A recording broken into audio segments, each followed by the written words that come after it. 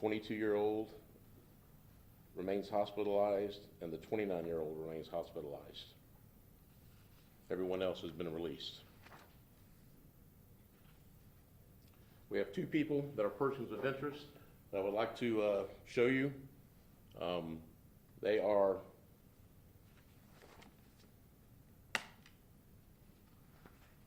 I'm identifying them as a name of Brent Johnson.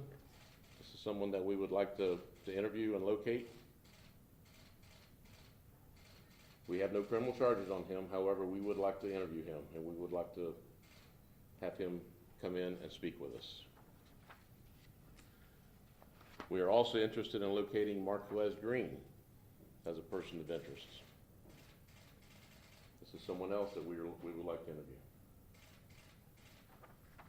So we would ask for the public's help locating those two individuals.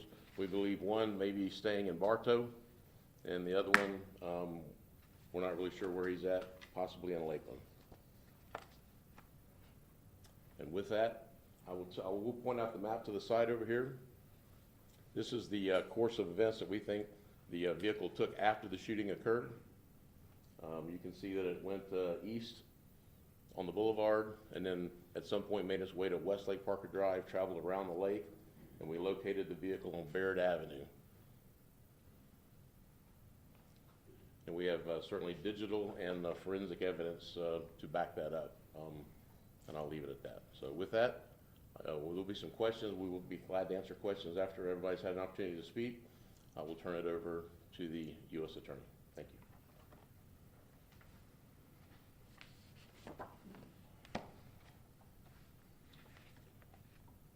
Thank you very much, Chief Taylor, for bringing us here together today to talk about this important case. On January 30th, 11 people were victims of a drive-by shooting in the area of Iowa Avenue and Plum Street in Lakeland. The shooting was a tragic event with victims rushed to local hospitals for emergency care. Ever since I heard about the shooting, my heart has been with the victims. I've kept them in my thoughts and prayers. I'm here today to report that two defendants have now been charged in federal court in connection with the mass shooting. The first, Nicholas Quinton Hansen, was charged by federal criminal complaint on February 6th, which was just a week after the shooting. And 3 days after that, a federal grand jury on February 9th indicted Hansen and another defendant, Marcus DeJuan Mobley Jr. Both of these defendants are charged with being convicted felons who, in the case of Hansen, possessed ammunition, and in the case of Mobley, possessed a firearm and ammunition. Their charges are pending in federal court in Tampa. Hansen had his initial appearance in Tampa federal court last Friday, February 10th. He had a detention hearing and has been ordered detained pending trial. Mobley had his initial appearance in Tampa federal court this past Monday. He had his detention hearing and he's been ordered detained pending trial. The allegations contained in the criminal complaint and the indictment, which I've just summarized, are just that, they're allegations. And Hansen and Mobley are presumed innocent until proven guilty. The federal charges in this case are serious. Each defendant is facing up to 15 years in federal prison. The quick work in charging these two defendants is due to the excellent coordination and teamwork by the agencies you see here before you today. The Lakeland Police Department, the Polk County Sheriff's Office, the State Attorney's Office, the Florida Department of Law Enforcement, the Bureau of Alcohol, Tobacco, Firearms, and Explosives, and the Federal Bureau of Investigation. Each of them began working on this case immediately. This case was a top priority for each of these agencies, as well as my office.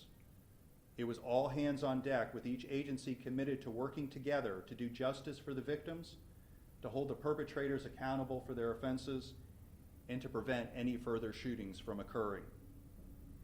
The investigators on this case have done an excellent job of conducting a thorough and meticulous investigation. You heard Chief Taylor talk about some of the investigative steps that have been taken. The investigators in this case, as you've heard, methodically collected and reviewed the evidence, and they followed up on each and every lead. Every step of the way, the investigators have sought to ensure that those who are criminally responsible are going to be held accountable. And their work is not done. This investigation is a continuing one. Everyone involved in this investigation is committed to following the facts where they lead.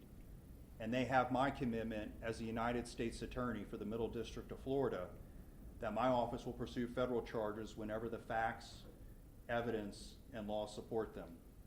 And I know they've received that same commitment from State Attorney Haas and the excellent prosecutors in his office. It has been a true team effort. The teamwork and collaboration and coordination that led to the federal charges of these two defendants is just the start of things to come. As the United States Attorney for the Middle District of Florida, I am the Chief Federal Law Enforcement Officer for 35 counties in Florida. My office is part of the United States Department of Justice. The attorneys in my office are federal prosecutors. All of us live in this district doing the work of the Justice Department and serving the people in the 35 counties covered by the Middle District of Florida.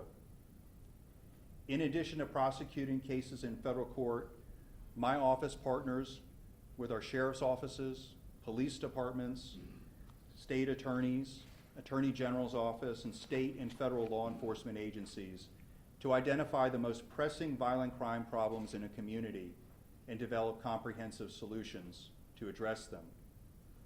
In a couple moments, Sheriff Judd and State Attorney Haas are going to announce the formation of a gang task force that will be focused on investigating and prosecuting groups in Polk County that engage in violence, especially drive-by shootings.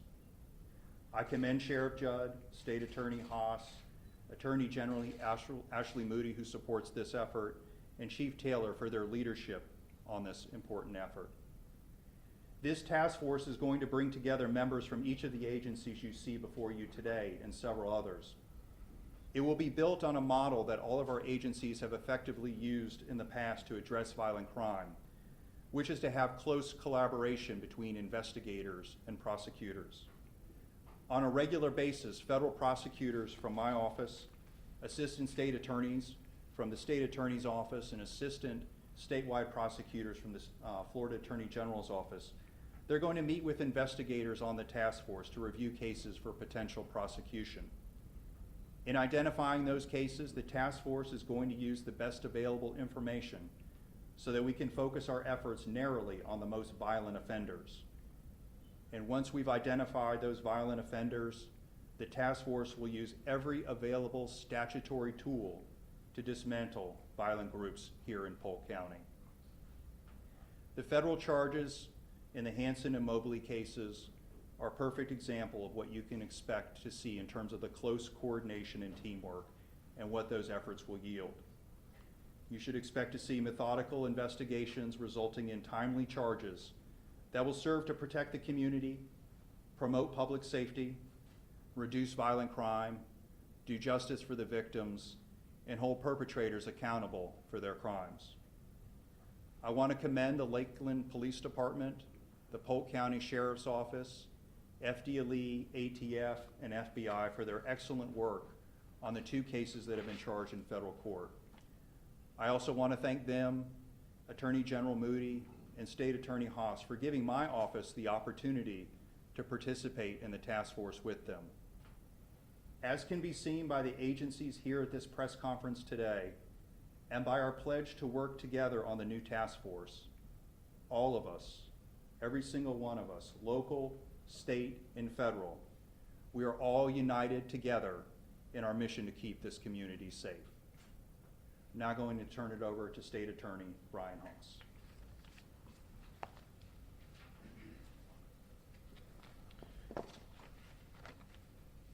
Thank you, U.S. Attorney Handberg. I think when we all remember our first reaction when we heard about this shooting a few weeks back in the end of January, we obviously were all concerned about the victims and what was going to happen. And I think we all thought about our community, our city, and what does this mean, and what are we going to do about it? So obviously, there were a lot of different people that sprung into action immediately, and I think today's presence is very indicative of that. I can't recall a time where we've had such great partnership with so many different agencies. This isn't just a Lakeland problem. This isn't a Polk County problem. It's our whole community. The criminals don't know boundaries to jurisdictions, which is why it's so important that we're all working together in this. And we're going to continue to do that. And to have the U.S. Attorney come here and make the announcements and his involvement that he's had, I think speaks very highly of his dedication to helping keep our community safe. So from my office's perspective, we are continuing to evaluate the evidence in the case, and as additional evidence is brought forward, we will bring whatever charges we feel that we have the ability to prove beyond a reasonable doubt. Right now, I think the federal charges are completely appropriate, and we support that, and we will do whatever we can to help in that effort. We have the prosecution of the juvenile case that Chief Taylor mentioned, and that's Christian Fennell. He's 15 years old. We believe him to be in the vehicle that was doing the shooting on that day. And so the case that we have going with him, the charge of a delinquent in possession of ammunition, that's a second-degree felony. And we also have an additional charge of delinquent in possession of a firearm. And that's a first-degree felony because there is a gang enhancement with that charge as well. So those are being handled in the prosecution in Bartow, and we'll certainly keep you up to date on those. We have other state charges with some of the folks that are involved. We have an active case against Booker Green and then also Marcus Mobley. But we are certainly going to let the federal charges handle that. They have the best ability to handle that with all the evidence that we have right now. So Sheriff Judd is going to speak in a few minutes about this task force that I'm very excited about. I think it's going to be a great thing for our community, and it's clear that it's needed, and I don't think anybody can dispute that. So what it's going to be is everyone working together, and from my perspective, our community deserves to be safe, and it's not just about the victims, it's not the people that were shot that day, it's about everyone here feeling safe and not having to worry about their family members out, whether it's getting off a school bus or just going about their daily business. And that's why we've got to work together across jurisdictional lines and make this work. So I will turn it over to Sheriff Judd now and be available for any questions afterwards. Sheriff. It is truly my honor to be here with you once again today as we give you a little historical perspective. We started a task force, a gang investigative task force last year because we saw an uptick in gang-related shootings and drive-by shootings. And to put this in perspective, it's important to understand in 2017 we had 2, 2018 we had 4, 2019 we had 6, last year we had 59. So we began this task force and we made some significant arrests. In addition to that, we currently in our organized crime unit are working on historic racketeering investigations with the state attorney's office with Mr. Haas. That's right. There are people that are going to watch your news program and think, well, I got away with this in the past. Oh, maybe you didn't, because racketeering takes in past criminal conduct. And we have all of you that are involved in this under investigation right now. So pack up your bags, get your favorite pillow. We're going to put you in jail. We're not going to have this. Now, 2 weeks ago, there was a shooting in the city of Lakeland. The community was outraged. The police department, which is simply an awesome police department, immediately jumped into action and started their investigation. And they were joined, as you can see, by every level of law enforcement, from local to county to state to federal. That's what we do best. we work together to keep the community safe. Because the people that live in the city of Lakeland are not only protected by a great police department, but the people in the city of Lakeland elect the sheriff. I am as much their police agency as the police department is. And we're going to do everything we can, as we always have, in cooperation to make sure that we assist whenever the police department needs assistance to keep everyone safe. Now, prior to this shooting 2 weeks ago, Mr. Haas and I had a conversation, and I explained to him that I'm having lunch with Roger Handberg, who's our new U.S. Attorney for the Middle District. And what did he think about us working together with the U.S. Attorney's Office so that we could try these perpetrators either in state court or federal court, whichever court was the most conducive, whichever laws were the most conducive.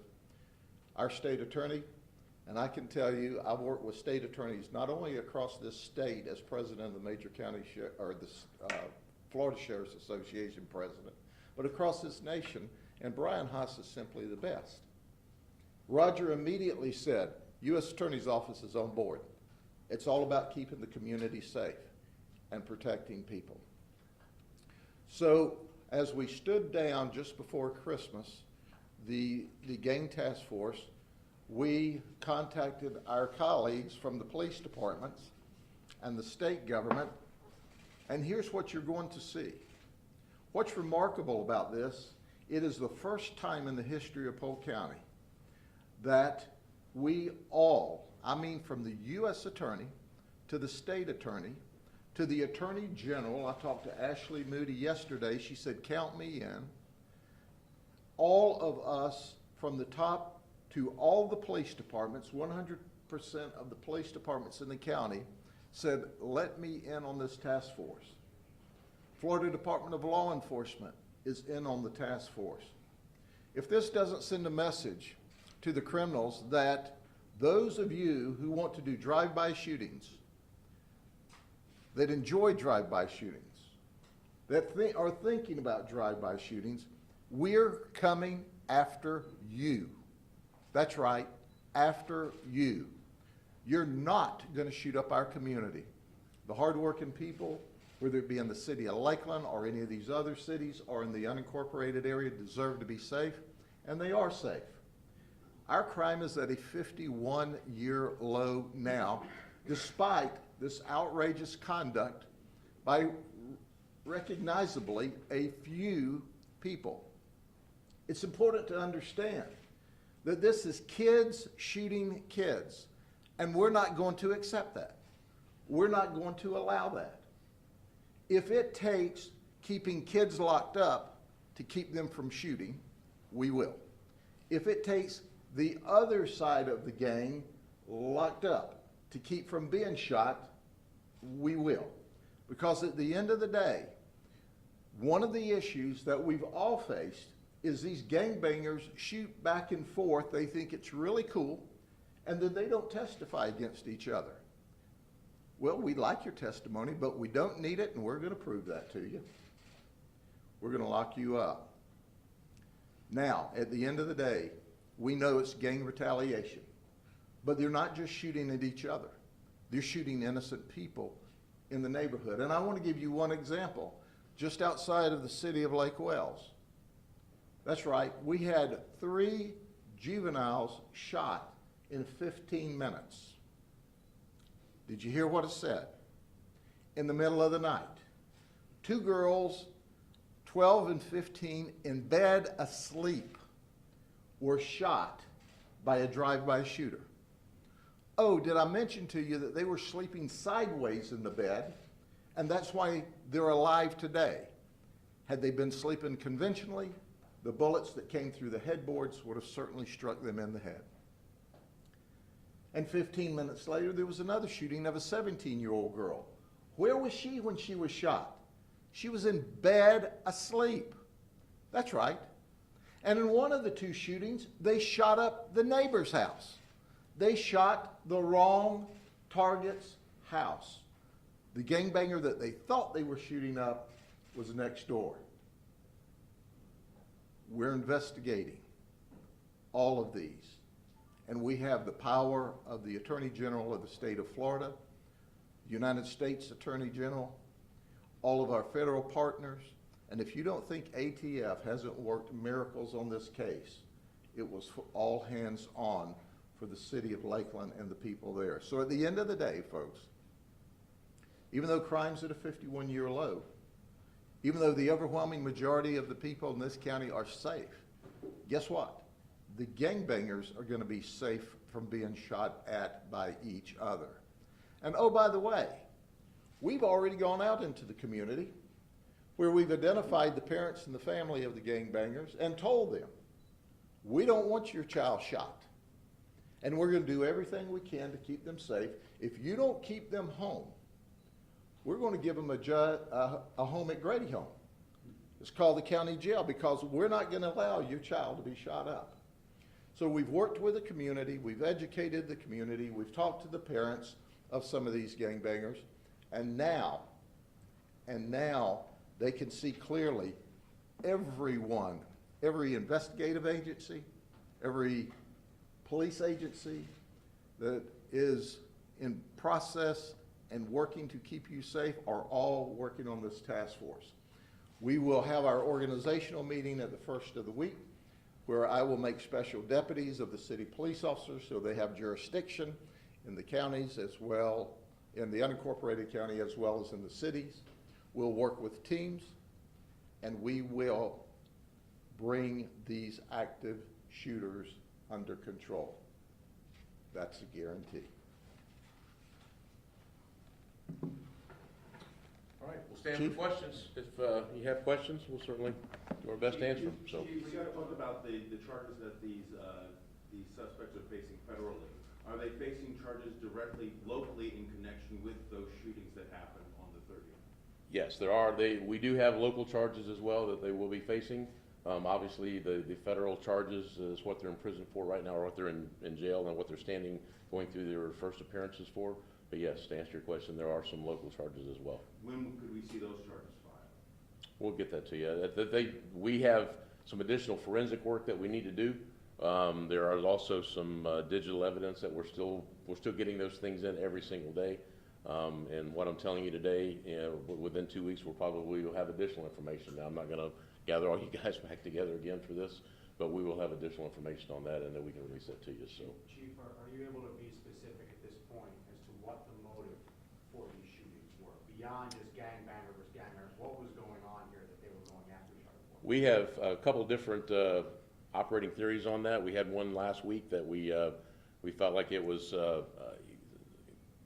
fair to pay a drug debt, and I think that we're very confident that's exactly what it was. We think the individual that we were involved in last week in Winter Haven, that Captain Harper ended up having to take lethal action on, we think that he may have been in a situation where he was owed a drug debt and requested some of the individuals that did the shooting to conduct this drive-by shooting in retaliation for the monies that he was owed. Can you explain at all when it comes to I don't know how much you can get into, but when it comes to that vehicle that was recovered, there was evidently some damage to that vehicle. Was that from the shots being fired, or were there other reasons that car was, where there was damage found on that car? I'm not aware of any damage that was found on the car. The car was on a rollback record when the officers located the vehicle parked off of 8th Street, I believe it was. And it matched the description of the vehicle that I had held the picture up the day before and given you the photograph of, that was taken from a Ring doorbell camera. The officer saw that it matched the description and just said, hey, this looks like the vehicle, and sure enough, it turned out to be. I will tell you that we found evidence on that vehicle, DNA evidence on that vehicle that we and that produced the charges that we have today. The owner of the vehicle also went to jail. I will tell you that is Mr. Mobley. He's the registered owner of the vehicle, and he was the one that arranged to have the vehicle transported. He was in the process, and the reason it was on a record was he had asked the gentleman that we arrested also to take it to a junkyard to be junked, to be destroyed. So we caught it just in time. Chief, is it your belief that these two were the shooters, and if so, are there any other shooters out there? We are very confident that the two that are in federal custody were involved in the shooting. There's some indication that we have additional folks that we would like to lay our hands on. Obviously, persons of interest that I showed you some photographs of, those are folks that we would like to interview as well. Whether to their level of involvement in the shooting, I don't know. I don't have an answer for that yet. Chief, you said that there could be 4, possibly 5 people that were in the car at the time of the drive-by. Yes, we believe that to be correct, yes, sir. Can you get more specific? Do you know if there were 4 or 5 people, and of them, there was a juvenile in the car as well, you said? Yes. Okay. Yeah, we believe the juvenile was in the car, and we believe there were 5 people in the car. 2 people in the front seat and 3 people in the back. Of which the juvenile was one of? Yes. And are you sure that at this point, everyone that you believe is involved, with the exception of the 2 people of interest, that you have everyone in your sights that was involved in this incident? I think that would be a correct statement, yes, yes. Is it going to be difficult to determine who fired which guns and which bullets, and in order to, place charges on them, are you gonna have to pinpoint each individual shooter or each individual person? I don't know that we'll ever. Or is it gonna be a collective situation where they're all in the car possessing guns and that's enough? Sure, there were quite a few casings on the street. We've recovered probably upwards over 10 handguns. Of all the, seems like everyone that we've arrested has at least 1 handgun and some multiple. I think some of them had like up to 6 handguns. That's going to be difficult, although our partners with ATF have done a tremendous job. The sheriff mentioned the job that their lab folks have done, and with ATF and FDLE. I can't say enough good things about them, and with the FBI as well. But it's going to be difficult. We may have some of the handguns. I don't think we have them all. We are still missing some of the handguns. Sure. Do some of the shell casings indicate that a rifle was used, and if so, what kind? There were some .223 rounds, I believe, on the street, but the majority of them were 9mm and .40 caliber. So there thought there was a rifle used? Yeah, that's, well, a .223 would be a AR type rifle or an AK type rifle. I can't tell you if that was old, had been there before, or if it was actually from this shooting. That's unknowable. So. Sure. Are you able to characterize, if you can, obviously you're on top of all sorts of crime here in Polk County. Are you able to, put words to this one? Is this a turning point when it comes to the county? I mean, how significant of an event is it when you have 11 people shot and now we have this task force coming on? Just characterize that for us if you can. Well, first and foremost, to have 11 people shot is horrible. And the police department took it that way. They were immediately engaged. They put all of their resources on that investigation. They called in specialty investigators from ATF, from FDLE. We all assisted them. And at the end of the day, I guess this is the pinnacle where we have been fighting these cases in the different cities and in the unincorporated area, and everyone that has authority has said enough. We're all going to pool all of our resources. We're going to present our cases to both the U.S. attorney and the state attorney, and they will decide when and where it's best to prosecute when we bring the cases to them. And I can't speak well enough of Roger Handberg, our U.S. attorney, and Brian Haas, our state attorney. They sat down, we had lunch, and we worked on a plan so that we can make sure that we are totally effective in order to keep the people of Polk County safe. People who live in the communities where the gangbangers have a right not to have their house shot up. And we are going to do everything we can to hold every one of them accountable. And I'll underscore here, ATF and their labs are going to be very critical in our investigative process. They are remarkable. The FBI has always been there and will support us. FDLE is like our best brother that we investigate cases with them every day. But we are all gathered together on these active shooters, and specifically these drive-by shooters where these little gangbangers are shooting at each other. And so at the end of the day, think about it, 11 people shot. It's by the grace of God that you don't have 11 people dead. And fortunately, I believe 2 are still recovering in the hospital. It appears that they're all going to recover. Sure. Sheriff, with the new task force, are we talking about more boots on the ground? Are we talking about more resources getting out to the young people? Kind of give us a sense of exactly what this task force you hope it will do. Sure, I think I would call it the coordination of the boots on the ground. Instead of looking at these as individual events, we're going to look at them collectively. And we are moving resources from other investigations and to work solely on these investigations. So some nights they may be out on the street dealing with active intelligence.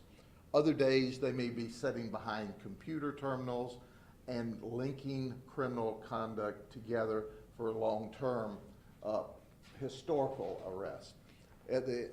But we need help. The community can help us and bring this to a close sooner rather than later. Listen, folks, it's not a great number of people doing this, but it's a persistent few that are doing it over and over and over, and we're sending them away. If you remember, just recently I met with you, that we worked, along with FDLE and our partners, we worked at T3, a wire intercept. And we brought the entire hierarchy of sex, money, murder gang down. And in fact, we're still chasing one of those folks that are running between Miami and South Carolina. The marshals are helping us. Enjoy your breath of freedom, because we're going to find you.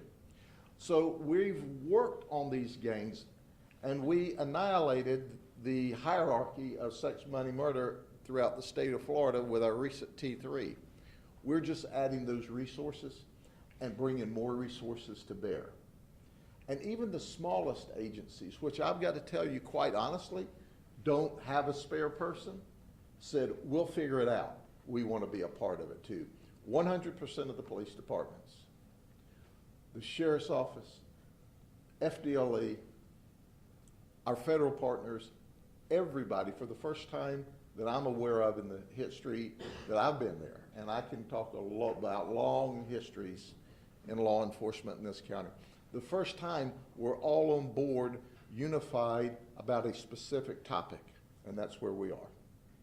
Chief or Mr. Haas, I'm not a lawyer, but it seems like there's attempted murder charges or something missing here. Are those some of the charges that are being considered? Obviously, we need facts, we need cooperating witnesses, we need evidence to support any charge that we bring. So the charges you mentioned would certainly be a possibility, and I think appropriate, but we've got to have the evidence to back it up. So that's why this is not over, it's just beginning, and we're going to continue to need the investigation to go forward, but we need the help of the community, we need the help of people who were there, were even maybe shot, to cooperate and let the criminal take care of this situation rather than doing it on their own. That's not the appropriate response. So certainly we hope to be able to bring those types of charges in the future. For the sheriff, for the chief, you said that this is gang related, and you're now talking about the creation of a gang task force. Can you give some details on what evidence or what about this? Sure. We don't talk about specific evidence, but we have information, and that's why, other than the sex, money, murder gang, you've not heard me call these gangs out by name, but this is gangs, warring gangs over drug debts or girlfriends or money or failure to pay, or we're angry with you. One of these violent episodes began about 4 years ago when a gang member died up in Apopka, Florida. He drowned. He simply drowned. And after his passing, of course, they had the funeral and he was buried. An opposing gang went to his grave and danced on it while they took a video and put this out on social media. Well, it doesn't take a gang member to be mad about that. But you can imagine when a gang member gets mad about that with a gun, they're going to start shooting. So we had a gang faction that started warring with another one. One young man was shot and killed in Haines City. And then there was drive-by shootings in Winter Haven. And this has spread all across the county. And it's for whatever reason, instead of settling it with an argument or a fist fight, they're settling it with guns.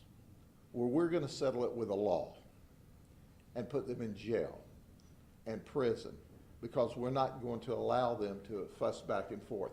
But I don't like to market for them, and that's what I would be doing if I use the gang names. Can you tell us if these are larger national or international gangs, or do you believe they're local? Well, some of them all claim to be attached to the National Blood or the Crips. The reality of it is most of them are local gangs. Sex Money Murder is a national gang. That was a big-time gang, and that is no secret. But these others have affiliations, or at least they claim to have affiliations. And some of them are neighborhood groups of just really mean people that don't mind killing you and then thinking about it tomorrow. I have a couple of questions for the chief. Sure. Please. Are the two greens in this, are they related? They are not, no. One is spelled with an E on the end of his name, and the other, I actually think there's 3 Greens in this. A couple of years ago, Lakeland Police had a gang task force that We was did, yes. disbanded. Wasn't disbanded, it was just repurposed. We actually call it the Community Engagement Task Force now. So we thought that was more appropriate since the gang shootings had really died off, and we still wanted to keep the task force together. So we just repurposed it, and it's still Chief Tarver is the one that oversees that now. So You've only been the chief a couple of months. Is it kind of a new day in Lakeland Police? well, I don't know. I think anybody that has this job obviously takes all these incidents very serious. It's just, as the sheriff mentioned, this is the first time we've had 11 people shot that I'm aware of. He's been doing it longer than me. I've been here 34 years, and he's been here longer than me. But I can't remember that many of people being shot in one incident ever. And I think whoever was sitting in that chief's job would certainly take that very seriously. And what I would tell you is that, and you can see by the number of people standing behind me and all the men and women in the back of the room, if these folks that were involved in the shooting wanted our attention, they have our attention. I have another question. Just one other one. I wanted to dovetail off of what you about what was the former gang task force. When Yes. was it changed over to the? We did it about a year ago, I believe it was. Yeah, about a little over a year ago. We thought that was more appropriate because we weren't having the, maybe 2 years ago is when we did that, yeah. It was chaired by former Commissioner Walker, and then we have actually transitioned that. And they still meet once a month or once a quarter, I believe, yeah. Do you see this kind of molding into this larger task force? I don't think so. I think we're happy with where it's at right now, and my recommendation, and certainly we can look into that. My recommendation is we just leave it where it's at right now. Okay, and what was that engagement task force?